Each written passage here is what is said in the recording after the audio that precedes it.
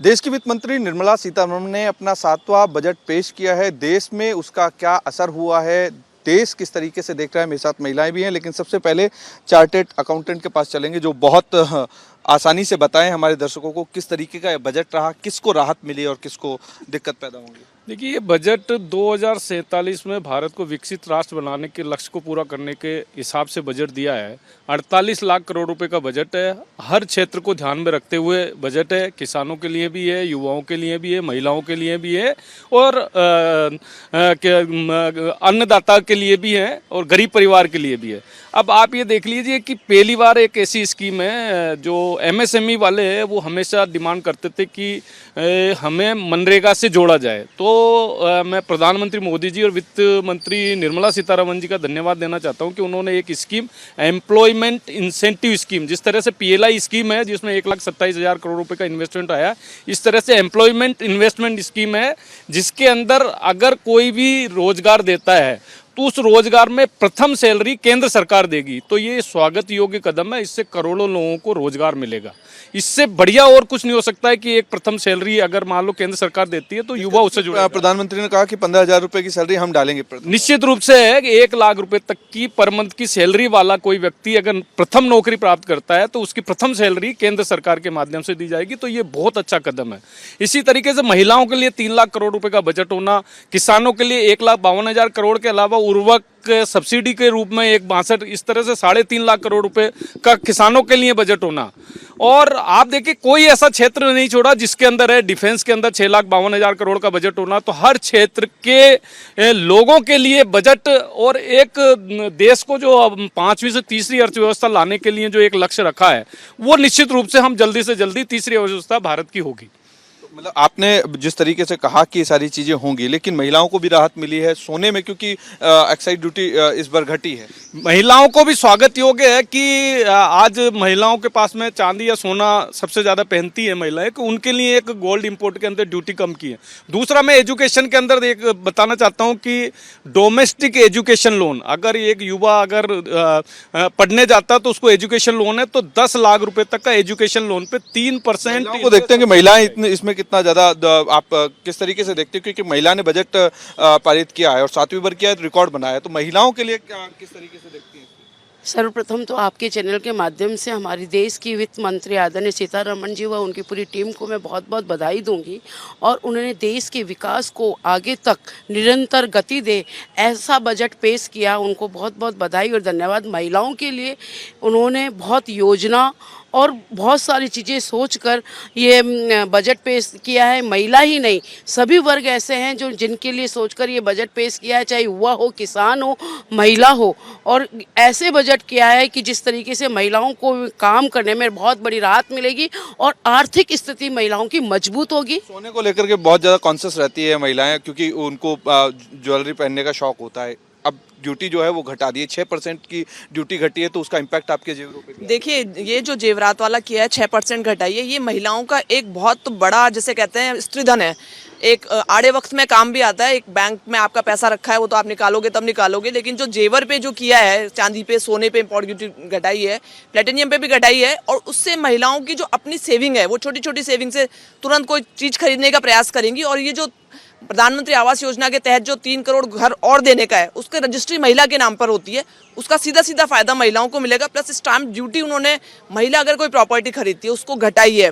20 लाख महिलाओं को skill development से जोड़ा जाएगा, एक बहुत बड़ी उपलब्धि है। सीतारमण जी को मैं धन्यवाद देना चाहूँगी। कामकाजी महिलाओं के लिए उन्होंने बच्चों के लिए क्रैच बनाने का जो प्रावधान किया और हॉस्टल्स बनाए जाएंगे कामकाजी महिलाओं के लिए, इससे पूर्ववर्ती किसी भी सरकार ने कभी ये नहीं सोचा। किस तरीके से देखती है इसमें जो रोजगार, निर्मला सीतारमण का मैं धन्यवाद करना चाहूँगी कि उन्होंने जो छोटे छोटे रोजगार, जो उद्योग धंधे, उनके लिए महिलाओं को आगे आने के लिए जो ये बजट पेश किया, इसके लिए धन्यवाद करना चाहूँगी। क्योंकि महिलाएं घर में जो भी चीज़ बनाती है वो एक्सपोर्ट हो, इम्पोर्ट हो, इसके लिए मैं उनको धन्यवाद करना चाहूँगी। और दूसरा कि महिलाओं के लिए उन्होंने जो 3 करोड़ घर बनाने का जो दिया वो भी महिलाओं को आवास के लिए मिलेगा। और बाकी तो मोदी जी कहते हैं कि जब महिला पुरुष के साथ कंधा मिलाकर चलती है तो फिर ये सारा बजट महिलाओं के लिए, क्योंकि हस्बैंड को मिलेगा तो भी महिला को मिलेगा, रोजगार युवा को मिलेगा तो भी बेटा होता है तो उसको महिला को मिलेगा। हिसाब से महिलाओं ने सारा, बिल्कुल बिल्कुल, ये बजट पूरी महिलाओं के लिए खिलाए। लेकिन युवाओं से पूछना चाहेंगे कि युवा किस तरीके से देखेगा इस बजट को, क्योंकि युवाओं युवाओं के लिए बहुत ज़्यादा कॉन्शियस होने वाला था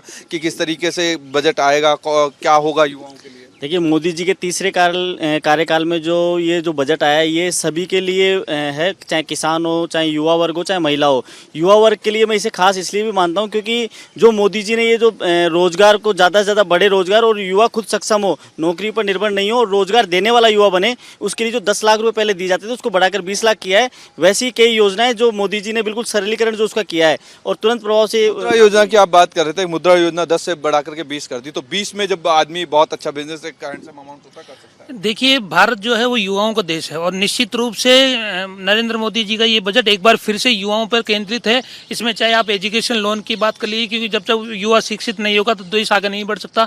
और इसके अलावा स्किल डेवलपमेंट के माध्यम से प्राइवेट कंपनियों में जिस प्रकार से आप नौकरियों को बम्पर सौगात जो दी है, इसके अलावा आप देखिए कि जो पहली सैलरी है वो मोदी सरकार देगी। तो ऐसे बहुत सारे फैसले हैं जो निश्चित रूप से युवाओं के लिए डेडिकेट है और ये एक स्वर्णिम काल है जो आने वाले 5 साल जो है। ओवरऑल बात करें अगर गर्ग साहब, क्योंकि आप सीए भी हैं और बहुत अच्छी तरीके से बजट को लेकर के समझा भी पाएंगे हमारे दर्शकों को, तो ये मिडिल क्लास और जो लोअर क्लास है जिसको लेकर के विपक्ष इस चीज़ को कहता है, घेरता है सरकार को और कहता है कि आपने गरीबों के लिए कुछ नहीं किया, तो गरीब और मिडिल क्लास के लिए ये बजट कितना बेहतर रहने वाला है? निश्चित रूप से गरीबों के लिए ही है। आज अगर मान लो 3 लाख करोड़ रुपए महिलाओं के लिए अगर पैसा लग रहा है तो वो गरीबों के लिए है, गरीबों की सेवाओं के लिए है। अगर 3 करोड़ मकान बन रहे हैं कच्चे गरीब महिलाओं के लिए तो वो गरीब महिलाओं के लिए है। उज्ज्वला योजना के अंदर अगर आपने 10 करोड़ कनेक्शन दिए हैं तो वो गरीब महिलाओं के लिए, गरीब महिलाओं के लिए शौचालय बनाया है। तो ये सब चीज़ें गरीब और मिडिल क्लास को ध्यान में रखते हुए बजट है और मैं कह रहा हूँ कि इससे बढ़िया बजट नहीं हो सकता, क्योंकि हर क्षेत्र को ध्यान में रखते हुए अगर एमएसएमई, कई बार एमएसएमई की हमेशा प्रॉब्लम रहती थी, सब हमें कुछ नहीं दिया, हमने कुछ नहीं दिया, लेकिन आज 10 लाख से 20 लाख का मुद्रा लोन करना एमएसएमई में, अगर वो एमएसएमई उद्योग अगर उसके पास में कुछ रीपेमेंट में प्रॉब्लम आ रही है तो उसके लिए अलग से फंड बनाया गया है कि अगर वो एमएसएमई में अगर उसको कहीं पे कोई प्रॉब्लम आ रही है तो अलग से फंड बना के उसको सहायता करना और सिडबी की ब्रांचें खोलना, हर क्षेत्र में सिडबी की नई से नई ब्रांच खोल कर एमएसएमई को प्रोत्साहित करना, तो ये बहुत बड़ी स्कीम है। और एक स्किल डेवलपमेंट के लिए 2 करोड़ युवाओं को रोज ट्रेनिंग देना, 500 कंपनियों के माध्यम से 2 करोड़ युवाओं को ट्रेनिंग देना, इंटर्नशिप देना और वो भी 5,000 रुपये प्रति माह देना। तो ये सब चीज़ों को ध्यान में रखते हुए युवाओं, एमएसएमई हो, महिलाओं, अन्नदाताओं, सबको ध्यान में रखते हुए बहुत अच्छा बजट है। तो यहाँ पे महिलाओं की बात भी सुनी, युवाओं की बात भी सुनी और जिस तरीके से चार्टर्ड अकाउंटेंट गर्ग जी बता रहे थे कि किस तरीके से एक सरलीकरण तरीके से उन्होंने समझाया। एक चीज मैं और कहना चाहता हूँ कि अभी टैक्स स्लैब के अंदर भी बहुत परिवर्तन किया है। 50,000 से का बड़ा मुद्दा था, बड़ा मुद्दा का एक बहुत बड़ा मुद्दा था, तो नई जो स्कीम है उसमें 50,000 रुपए का जो स्टैंडर्ड डिडक्शन है उसको 75,000 कर दिया। और जो आपके 3 लाख से 6 लाख का पहले 5% हुआ करता था वो 3 लाख से 7 लाख पे 5% कर दिया और 7 से 10 लाख पे 10% कर दिया, जो कि पहले 6 से 9 लाख पे था। इसी तरीके से 10 से 12% पे 15% और 15 से 20 वो 12 लाख से 15 लाख के बीच में 20% और 15 लाख से क्लास को एक क्लास में 17,500 रुपए का डायरेक्ट बेनिफिट दिया है कि अगर आपकी टैक्स स्लैब के अंदर आते हो तो 17,500 रुपए का एक एक्स्ट्रा बेनिफिट दिया है। 25,000 रुपए का पारिवारिक पेंशन योजना के अंदर दिया। तो इस तरीके से टैक्स के अंदर भी दूसरा इन्होंने लॉन्ग टर्म कैपिटल गेन, एक स्टार्टअप के लिए एंगल टैक्स था, एंजल टैक्स जो था उसको बिल्कुल ही खत्म कर दिया। एक उनका जो 1% टैक्स वो टीडीएस करता था उसको 0.1% कर दिया। तो ये सब चीजें स्टार्टअप के लिए, युवाओं के लिए ध्यान में रखते हुए बहुत अच्छा ही बजट है। पूरे सर्कल को पूरा करते हुए निर्मला सीतारमण ने और केंद्र सरकार ने एक प्लान जो बजट है उसको प्लान किया। महिला हो, किसान हो, युवा हो, बुजुर्ग हो और मिडिल क्लास हो चाहे लोअर क्लास हो, तमाम तबकों को ध्यान में रखते हुए ये बजट पेश किया है। जिस तरीके से महिलाओं ने बताया, युवाओं ने बताया, चार्टर्ड अकाउंट जिस तरीके से बता रहे थे कि मोदी सरकार का विजन क्या है, उनका बजट क्या है और बजट पास करने का जो तरीका था, जिस चीज़ को लेकर के लगातार हंगामे होते रहे कि टैक्सेशन में छूट चाहिए तो टैक्सेशन में छूट भी मिली और अब जब विजन प्रधानमंत्री नरेंद्र मोदी का रहा है तो उस पर अमल करने का काम जनता भी करेगी। वीडियो जर्नलिस्ट महेश के साथ अमरदीप शर्मा, रिपब्लिक टीवी, जयपुर।